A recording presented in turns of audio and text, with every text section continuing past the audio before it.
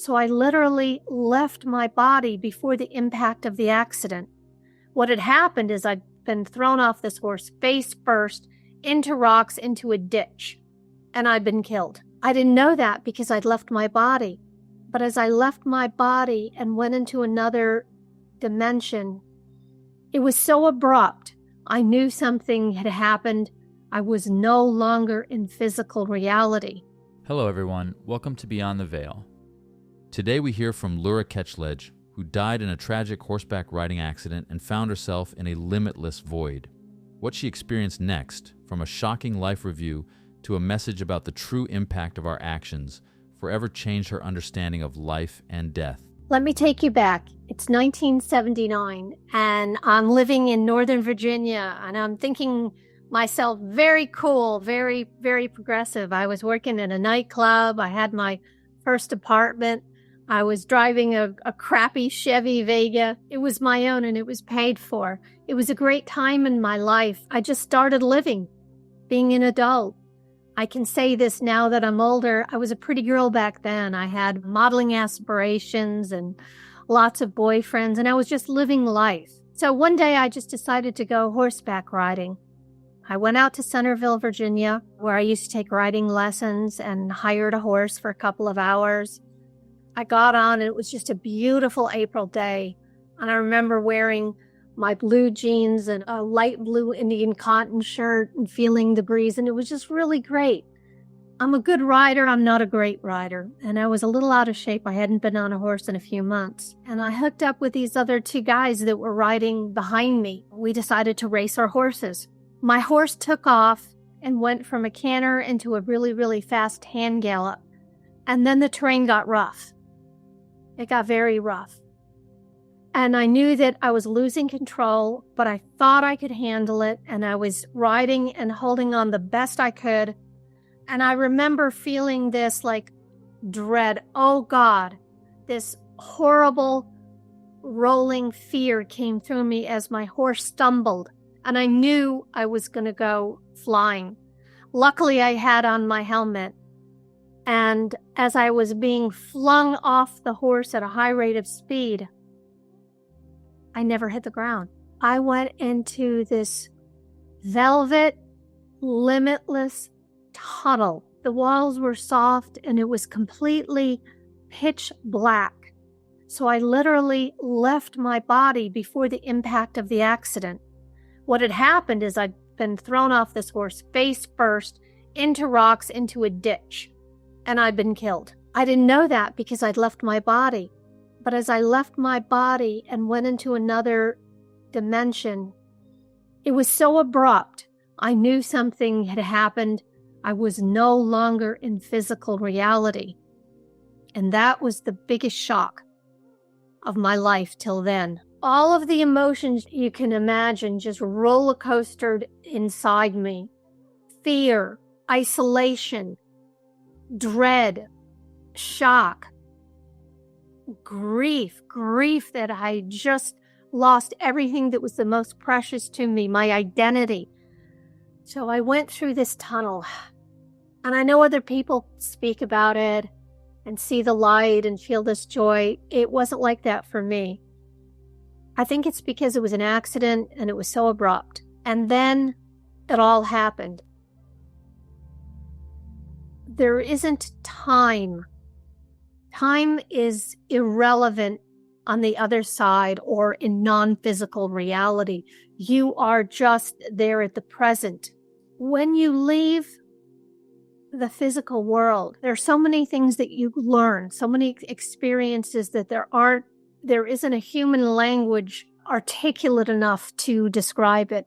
To say the walls of the tunnel were velvet but dense at the same time, to say that I was not in any pain. I felt no physical pain, though I did have the sensation of a body, did not have the courage to check out my limbs to see if they were still there. I just felt magnificent, to say the least, that I felt so wonderful. I wasn't hurting. The problems of physical reality didn't exist. I was just in the present. It's a hard thing to articulate, but I was just there. My grandfather died when I was 12 years old. It was very traumatic. He had a terrible death of cancer. I loved him dearly. He was the most precious person in the world to me. And he was my guide. He didn't look like a young man. He looked like an older man, the man I knew from my childhood. The person was there to comfort me. And it was really emotional, to say the least, seeing the person you love and lost and hadn't seen in years. To know they still existed, to know that the love that they felt the day they died was just as strong years later when he was finding me. There's things that I learned in my life review that came next that were very disturbing, at least for me. You go through your life review, basically, and it's like this. It's not a judgment. You're your own critic. You re-experience things that you've done to other people. Let's say there's a situation, you were curt or rude to somebody. You're going to feel their hurt feelings, or you're going to feel their joy when you've done something nice. So everything you do in your life, from you're a small child to the day you draw your last breath, it matters. How do you treat people? You get the bill at the end, basically. Like if you've been a really bad person, I think your life review, that would be pretty hellish. It would be pretty terrible. Everything in your life, how you treat others matters. Your mindset. Are you a kind person? Are you a person that is just taking your bad mood out on everyone? So my life review was sad, stressful, upsetting, and I felt like, gosh, I haven't even finished my life. I never got a chance to do it right. So there was real anguish in my life review.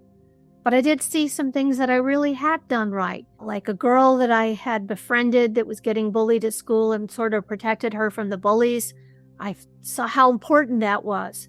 I saw how important finding this lost cat was to the little girl that I returned it to. Small things like that aren't small. They're huge. They're enormous. They're ginormous. The values that I had are so different. My whole shift happened during my life review. The worst thing you can do is screw up somebody's destiny, hurt some innocent person, affect their life in a negative way. That's the worst you can do.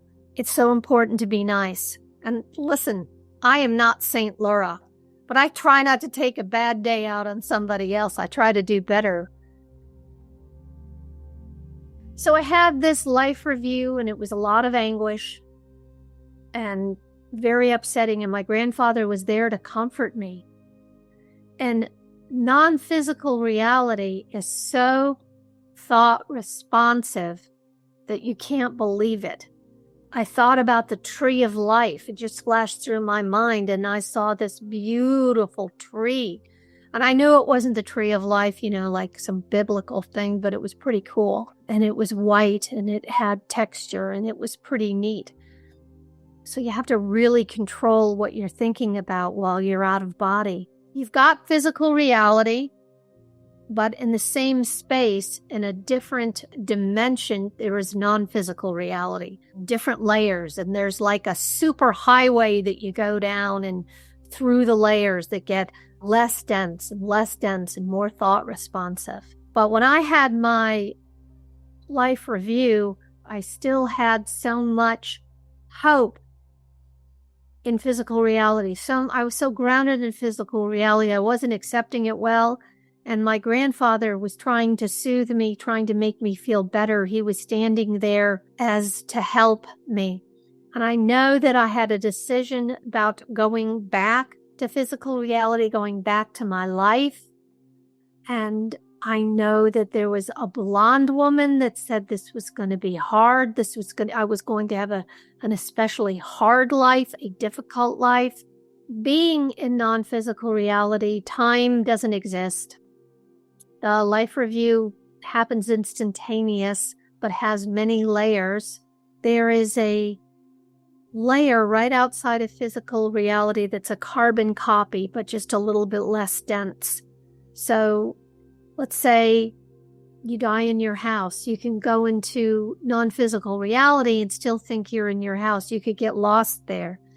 Perhaps that's what happens when people think that there's ghosts and whatnot. I don't know. Just a good guess. I know that I traveled on a super highway that goes through the dimensions and the layers. What is the furthest I went that I've ever gone out of body was Source.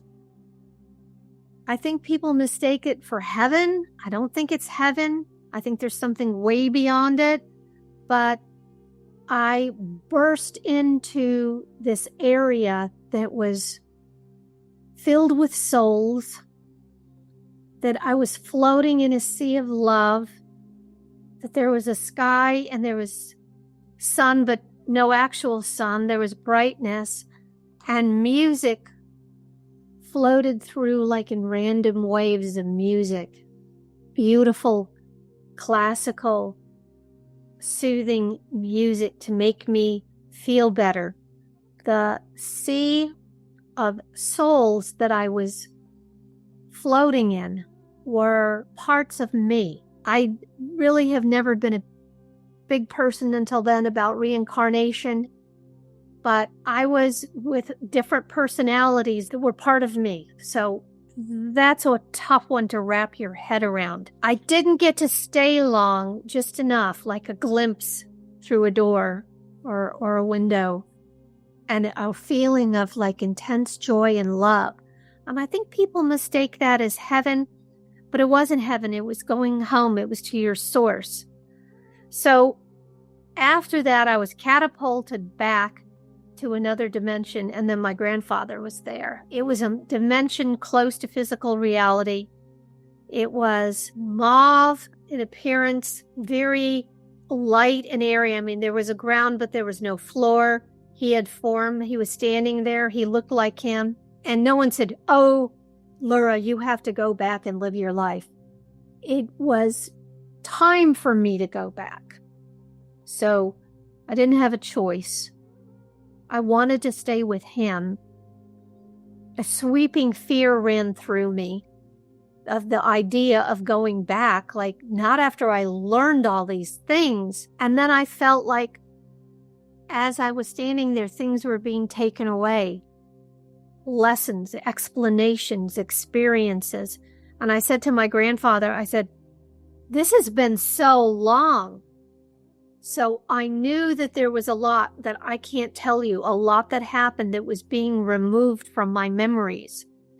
So I think there was a lot more explanation, a lot more interaction that I had, but I wasn't allowed to take back the memories when I went back to physical reality. I felt them being stripped away from me, and that made me feel sad, grief-stricken, like I wanted to, claw them back in and push them back in. And they were being taken away from me, perhaps because it was too much for me to comprehend. I don't know. That's just a guess. But all of these epiphanies, and there was a lot of epiphanies and a lot of interactions, and this experience was way longer than I can tell you. I can only tell you what I was able to keep and remember. My grandfather, I know he felt empathetic for me, but he didn't want me there. He wanted me to come back and finish my life. But I also believe that he wanted me to come back and tell his wife that he loved, my grandmother, what had transpired. I felt like a messenger for him. It was heartbreaking. There just wouldn't be enough tears in an ocean that I can tell you how bad I felt about coming back. My body went backwards through the tunnel, and boom, I was back in physical reality. When I got back in physical reality, I can say the least I didn't take it well. I looked up at the two gentlemen that saved my life, that resuscitated me, and there was a whole group of people there, and there was a car to take me to the hospital and all that. And I looked at these guys, and I looked around the field, and I was hurt, and I was really hurt bad. And I just said to myself, this is not reality.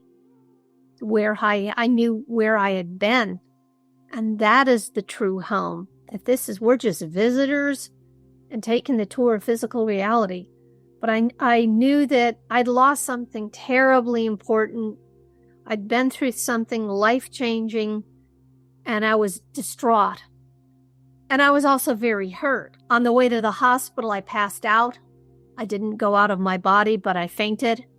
I had a massive concussion, a broken nose, which is still broken, a broken finger, which is still crooked. And I don't think there was a part of me that wasn't bruised. I was banged up badly. I was wearing a riding helmet. I guess that saved my life. But I got into the hospital, and my mom was she worked at that hospital, Fairfax Hospital, and this was April of 1979. And I got into the hospital, and they did x-rays and, all kinds of exams and stuff. And I started to try to tell the doctor what had happened, about my near-death experience and stuff. And all of a sudden, he went from compassion to disgust. He folded his arms and he said, "What drugs have you taken?" And I said, "I didn't take any drugs. I had an accident. This is what happened during the accident. I don't understand, why I'm here." And I was very, very distraught. He said some things to my mother, and my mother said, "Listen, if she was taking drugs, she'd be the first to tell you. She's not. She's had a severe head injury. You need to admit her." And the doctor was just awful. And I just wanted to go home. And there's some things that I felt that were urgent. This urgency after your near-death experience is it's just profound. Everything was urgent for about 12 hours. I had to tell my grandmother that I loved her. I had to tell my boyfriend that I loved him. But what had changed in me after that doctor shamed me in front of the nurses and embarrassed me, and he just said awful things to me, awful things. When my mother was driving me home after the accident, I tried to open up the car door and get out in the middle of traffic. I really was distraught. So I went over to my mom's house and I went upstairs, and I was really hurt, and I grappled with, how can I tell anybody? They're going to think I'm nuts. They're going to think I'm on drugs. And I thought, I can't tell anybody. This has got to be my secret. No one will understand. I wouldn't believe anybody if they had told me. It was really very, very upsetting.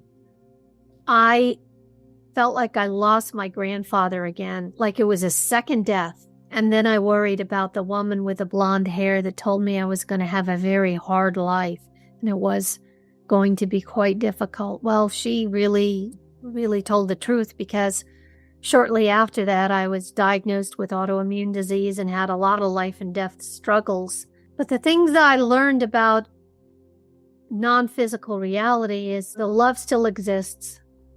Everything good matters. There is a beautiful place that you do go to that you can experience after death. So my fear of death is diminished. I just was really, really sad about a lot of things, I told my grandmother about, seeing my grandfather and whatnot. And she said, "My mother had the gift. I think it's passed through you. I think it passed through my son. I don't have it." So I was to find out my great-grandmother had psychic abilities, healing abilities. People came to her that were ailing, and she could put her hand on them. And she did that when her own child had a bee sting that was fatal and saved him. It's so beautiful to know that love still extends into the next life. It's so beautiful to know that I will be seeing loved ones again. I will be reunited. It was the greatest gift I've ever been given.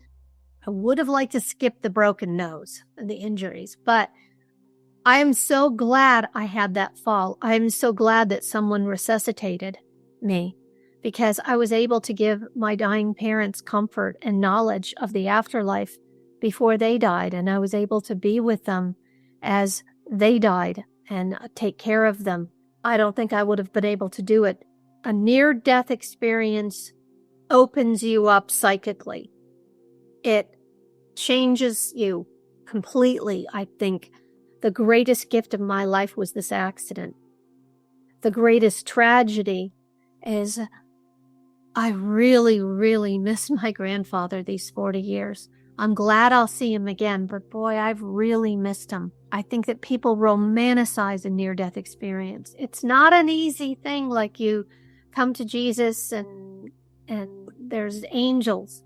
It's a real accountability of the life that you've led. So if you haven't led such a ideal life, try to be nicer. Try not to damage anybody. That's what I believe. A near-death experience is such a shift. It's such a blessing, but it doesn't give you the permission to not try and to just let go and to die because you're going to a good place. Your purpose here in this physical reality, in this incarnation, is to live the best life you can, to help people as best you can, to be a good person, to love.